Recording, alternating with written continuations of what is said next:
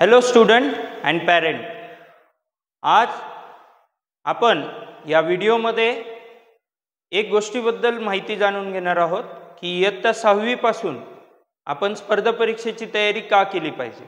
बऱ्याचशा पालकांना असं वाटतं की माझा विद्यार्थी शाळेत जातो, शाळेतल्या सिलेबसचा अभ्यास करतो आणि तेवढ्या अभ्यासावरती होऊन जाईल, नंतरचं नंतर बघूया। परंतु कुठेतरी जर आपण पाहिलं तर मी तुम्हाला असं नाही म्हणत आहे की तुम्ही तुमच्या विद्यार्थ्याला डॉक्टर, इंजिनियर ह्या दोनच क्षेत्रात घेऊन जा। अनेक क्षेत्र आहेत, परंतु त्या क्षेत्रासाठी लागणारं जे बेसिक फाउंडेशन आहे ते बेसिक फाउंडेशन इयत्ता 6वी पासून सुरुवात होते। तर या व्हिडिओ सिरीजमध्ये आपण दररोज एक इयत्तेमधील एक विषयाबद्दल जाणून घेणार आहोत।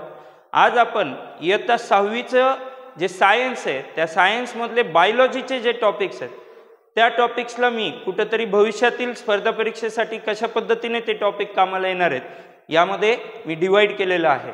तर सर्वात प्रथम जो टॉपिक इयत्ता 6वीला आहे तो आहे कंपोनंट ऑफ फूड। आणि हा टॉपिक जर आपण पाहिला तर हा टॉपिक विद्यार्थ्याला भविष्यासाठी लागणाऱ्या अनेक महत्त्वपूर्ण संकल्पनांची माहिती देतो आणि त्यामध्ये विविध डिफिशियन्सी डिसीजेस, त्याच्यानंतर फूड कंपोनंट्स, त्या फूड कंपोनंटचे ज्या लॅब टेस्ट आहेत किंवा आयडेंटिफिकेशन टेस्ट ज्याला आपण म्हणू शकतो, ही सगळी माहिती विद्यार्थ्याला या टॉपिकमध्ये भेटते। त्यामुळे हा टॉपिक भविष्यातील त्याच्या स्ट्रॉंग फाउंडेशनसाठी अतिशय गरजेचा असा टॉपिक आहे। त्यानंतरचा दुसरा टॉपिक जर आपण इथं पाहत असतो तर गेटिंग टू नो प्लांट्स नावाचा एक महत्त्वाचा टॉपिक इयत्ता 6वीला आहे।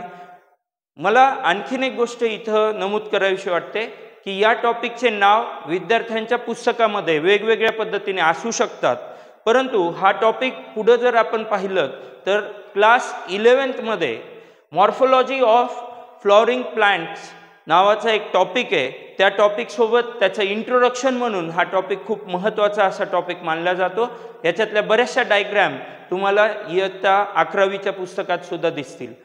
यानंतर आपण पुढे जर पाहिलं तर पुढे आणखीन दोन महत्त्वाचे टॉपिक्स येतात, त्याच्यामध्ये बॉडी मुवमेंट्स नावाचा एक टॉपिक आहे।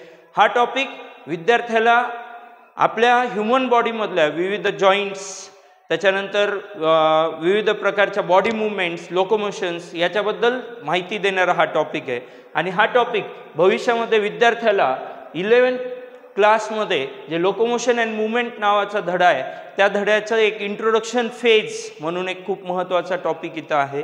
आणि यानंतरचा टॉपिक जर आपण पाहिला the living organism and their characteristic and their habitat, तर या धड्यामध्ये विद्यार्थ्याला विविध प्रकारचे लिव्हिंग ऑर्गॅनिझम, त्यांचे ॲडॅप्टेशन्स, त्यांचे डिफरंट हॅबिटॅट्स या गोष्टीची माहिती भेटते।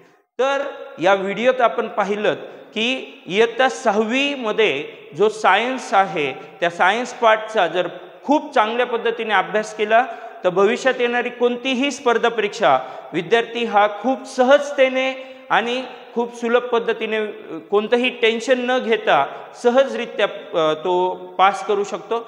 तर मी पुनश्च एकदा सर्व पालकांना आणि विद्यार्थ्यांना विनंती करेल की आपण बियाणी ग्रुप ऑफ एज्युकेशनच्या दोन्ही ब्रँचेसला एकदा भेट द्यावी आणि भेट देऊन आमचं जे लर्निंग टेक्नॉलॉजी आहे जे इतर सर्वांपेक्षा डिफरंट आहे। आज प्रत्येकजण त्यांचं पॅटर्न आहे, हे आहे, अशा पद्धतीने तुम्हाला मार्केटिंग करतात।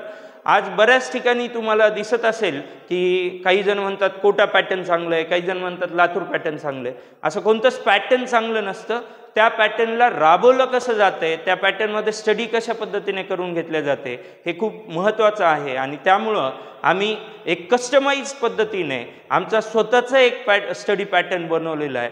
तर मी सर्व पालकांना आणि विद्यार्थ्यांना विनंती करेल की आपण आमच्या इन्स्टिट्यूटला एकदा भेट देऊन आमच्या या लर्निंग टेक्नॉलॉजीबद्दल अधिक माहिती घ्यावी। धन्यवाद।